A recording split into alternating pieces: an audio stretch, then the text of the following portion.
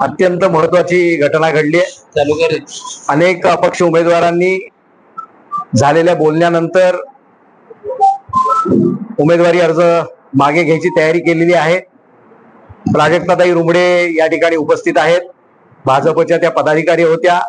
सातत्याने त्यांनी त्यांच्या प्रभागामध्ये काम केलेलं होतं आणि स्वाभाविकपणे प्रत्येक कार्यकर्त्याची जी अपेक्षा असते की आपल्याला आपल्या नगरीची सेवा करण्यासाठी नगरसेवक पद मिळावं, एक व्यापक विकासाचा दृष्टिकोन नजरेसमोर ठेवून त्यांनी आपला उमेदवारी अर्ज भरला होता। विभव पटवर्धननेही काही भूमिका घेऊन त्या भूमिकेवर काम करत त्याने आपला उमेदवारी अर्ज दाखल केला होता। शिंदेनेही प्रभाग क्रमांक 1 मधनं आपल्या पत्नीचा अर्ज दाखल केला होता। हे सर्वजण युतीच्या नेतृत्वावर विश्वास ठेवत युतीचं रत्नागिरी शहरातलं असणारं वातावरण लक्षात घेऊन ते वातावरण अधिक सबल व्हावं, युतीचा विजय अधिक मोठा व्हावा यासाठी मोठ्या मनाने आपला वैयक्तिक अजेंडा बाजूला ठेवून पक्षाच्या अजेंड्याला संलग्न राहत त्यांनी मागे घेण्याचा निर्णय घेतलेला आहे।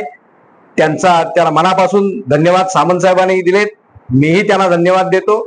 आणि एक चांगल्या प्रकारचं वातावरण यामुळे या शहरामध्ये निर्माण झालेलं आहे आणि मोठ्या मताधिक्याने शिल्पाताई सुर्वे आणि महायुतीचे सर्व नगरसेवक हे निवडून येतील असा विश्वास या ठिकाणी व्यक्त करणं मला आवश्यक वाटतं।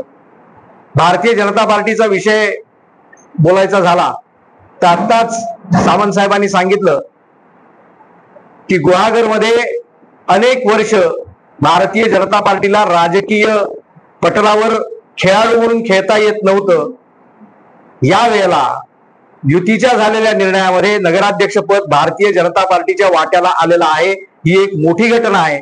भारतीय जनता पार्टीच्या समस्त परिवाराला एक ऊर्जितावस्था देणारी, प्रचंड मनोबल देणारी ही घटना आहे। अनेक वर्षानंतर भारतीय जनता पार्टीच्या प्रभुत्वाखाली ती निवडणूक लढवली जाणार आहे। महायुतीचीच ती निवडणूक असेल, मात्र नगराध्यक्ष पद लढवण्याचा मान यावेळेला भारतीय जनता पार्टीला मिळालेला आहे। देवरुखचं नगराध्यक्षपद हे भारतीय जनता पार्टीला मिळालंय। चिपळूणचा थोडासा तिढा जरी कायम असला तरी भारतीय जनता पार्टीला 12 नगरसेवक त्या ठिकाणी लढवण्याची मला वाटतं संधी मिळाली आहे।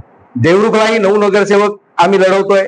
रत्नागिरीमध्ये 6 नगरसेवक जे स्टँडिंग सीट होत्या त्या भारतीय जनता पार्टी लढवते। अशा प्रकारचा अजेंडा किंवा नॅरेटिव्ह सेट करण्याचा प्रयत्न केला जातो की भारतीय जनता पार्टीला किरकोळ कशात तरी गणण्यात आलं, पण युती ज्या वेळेला होत असते त्यावेळेला समस्त महाराष्ट्राचा विचार केला जातो, समस्त जिल्ह्यातला विचार केला जातो आणि त्या अनुषंगाने त्या ताकदीनुसार त्या सीट दिल्या जातात। अलीकडच्या कालावधीमध्ये तुम्ही नोट केलं असेल की एनडीएचं सरकार असेल, भारतीय जनता पार्टीची निवडणूक असेल, भाजप शिवसेनेची निवडणूक असेल, या सर्वांमध्ये स्ट्राईक रेट जर बघितला तर तो 90% आसपास आहे। जे उमेदवार उभे केले जातात त्यापैकी 90% उमेदवार निवडून येतात।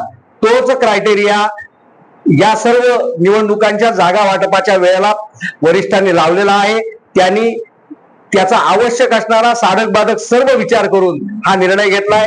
कुठच्याही पक्षाला अधिकच्या जागा या हव्या असतात, कार्यकर्त्यांची ती मागणी असते आणि कार्यकर्त्यांची ती मागणी याचा अर्थ तो पक्ष त्या ठिकाणी प्रभावी पद्धतीने काम करतोय।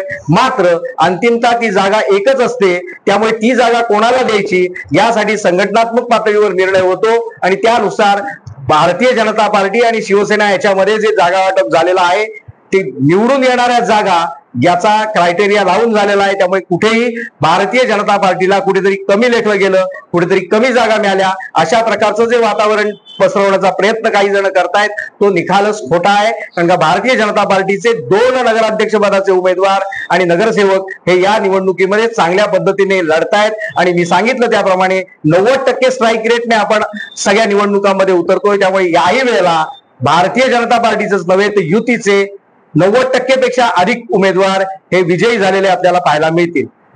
रुमडे मॅडमच्या संदर्भात बोलायचं झालं तर त्यांचं काम केलं हे लक्षात घेऊन त्यांना स्वीकृत सदस्य म्हणून घेण्याचं आम्ही त्यांना मान्य केलेलं आहे। वरिष्ठांजवळ बोलून वरिष्ठांनी तो निर्णय केलेला आहे। धन्यवाद।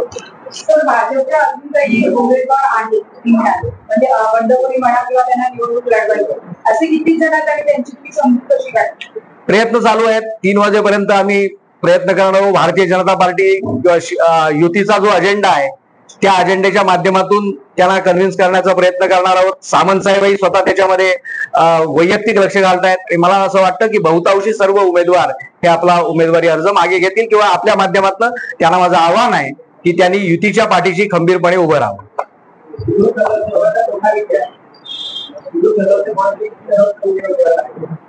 एकूण निवडून येणार त्यापैकी 10 नगरसेवकांचा कोटा असतो व दरवेळेला तो वेगळा वेगळा होत जातो. पण जे युतीचं बोलणं झालंय त्यामध्ये भारतीय जनता पार्टीला जी स्वीकृत सदस्यांची संख्या मिळणार आहे त्याच्यामधलं स्वीकृत सदस्यत्व आम्ही त्यांना देणार आहोत. टाइम्स डिजिटलला लाईक करा, शेअर करा, सबस्क्राईब करा आणि बेल आयकॉन दाबायला विसरू नका. Times digital.